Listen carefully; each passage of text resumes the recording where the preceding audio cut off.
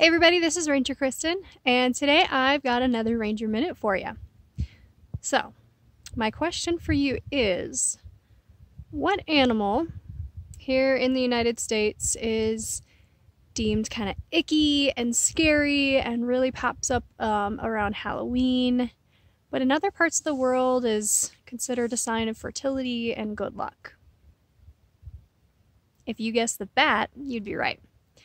And there's a lot of people that dislike bats, whether it's from, watching scary movies where they see bats flying into people's hair, or, Dracula drinking the blood, sort of like a vampire bat, what have you. A lot of folks have negative opinions of bats. So, my goal today is to give you a little bit more information, and hopefully you will come away knowing a little bit more than you did before. So, bats really are important for two separate functions, and that would be for pollination and for pest control. And if you happen to like bananas and mangoes and tropical fruits, chances are good that you can thank a bat for doing the pollination for you, at least on the wild varieties.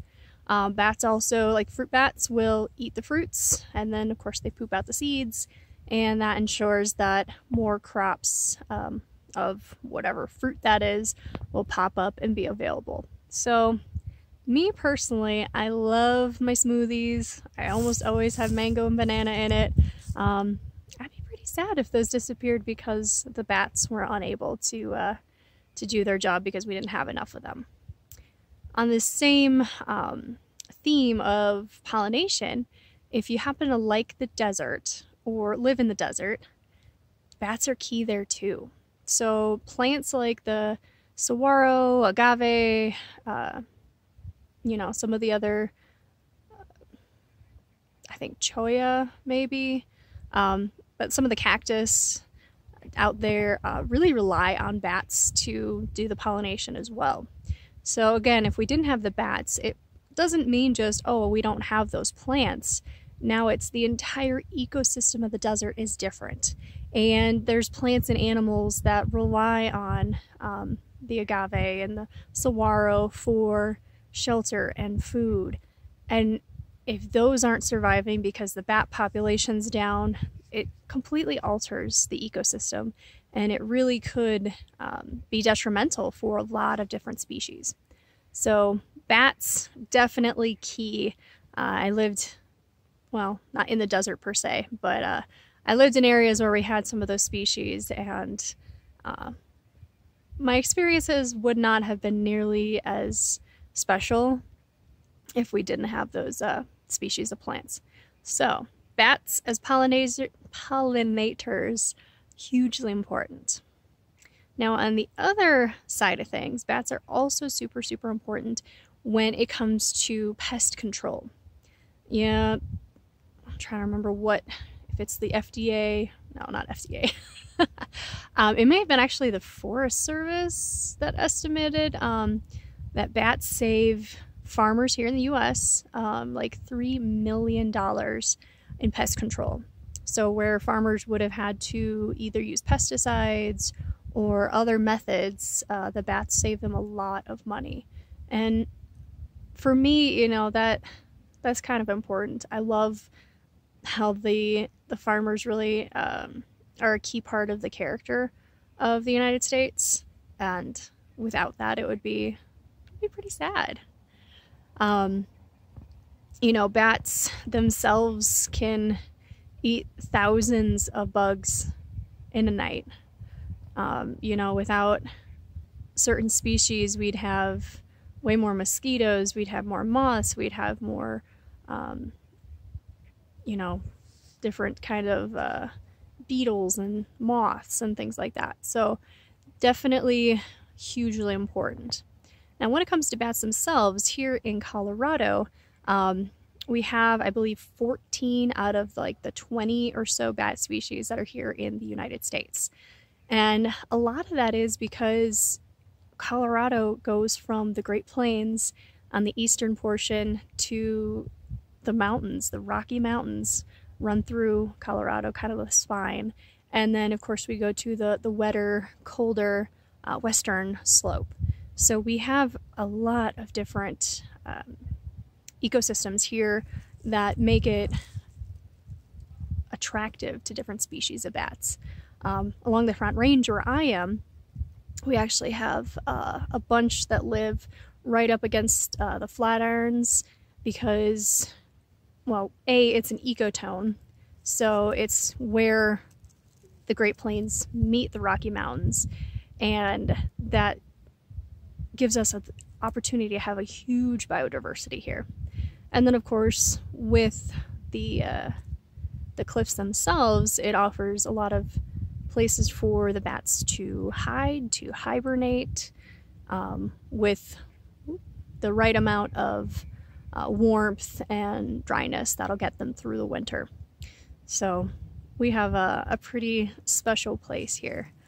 Bats themselves, you know, each species does things a little bit different, but in general, they, you know, will mate in the fall.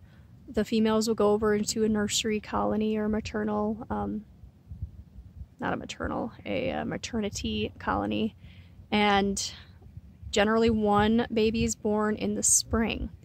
But you might be wondering, you know, a lot of bigger animals will have long gestational periods. That's not what bats do. They actually store the sperm. And so in the early spring, the females will essentially release the sperm, they'll ovulate, fertilization occurs, and then 2 months later, so like May, June, that's when they're gonna have the babies. And you know, some animals do that, some don't, but I always think it's kind of cool when they have the ability to really change what their body's doing. You know, the different species that we have here, some hunt more around the waterways and will be able to actually catch mosquitoes and other insects and moths and things straight out of the air. And other ones hunt more in the plants, the thickets, things like that. So when it comes to a couple of the misunderstandings or social beliefs of bats, hopefully the next couple things I'm going to tell you helps out with that. So a lot of people think, oh my goodness, the bats are going to fly into my hair, they're going to get stuck. No, that's a movie, guys. If a bat can pluck a moving moth or mosquito out of the air, they can figure out how not to get stuck in your hair. Bats have echolocation, which is, you know, essentially like what dolphins have. It's essentially sonar, and it's way, way more sophisticated than we humans have been able to come up with. And sorry, my hand's cramping. So they're actually studying bat sonar to hopefully figure out how we can improve. But bats, what they'll do to get around, because sonar, their echolocation is essentially how they see the world. So they'll scream, you know, they'll have vocalizations. I'm going to call it, hey, hey, hey. And that vocalization will go out, hit something, bounce back. And that's how they know where it is, how far away it is, and probably how big it is. Now, if their echolocation happens to bounce off of a small creature that they want to eat, they'll start screaming faster. So instead of hey, hey, it's ba-da-da-da-da-da. And that really allows them to hone in on whatever it is they're looking for. So with that ability, there's no way a bat is going to get tangled up in your hair accidentally. Okay, so don't worry about that. When it comes to vampire bats, you know, they're going to suck your blood. You're going to get sucked dry. No. Vampire bats will generally prey on livestock, sheep, goats, horses, cows, and they make a small incision, and in their saliva is an anticoagulant, which is, again, more intricate and impressive and special than any sort of anticoagulant on the market today. And again, scientists are studying it, and this anticoagulant allows the blood to keep flowing. It doesn't clot up. So it has a lot of applications for the medical field, for surgeries, for heart attack patients, things like that, that if we can understand what makes the anticoagulant in the saliva so special, maybe we can recreate it to some extent. Bats also have cool poop, you want to call it that.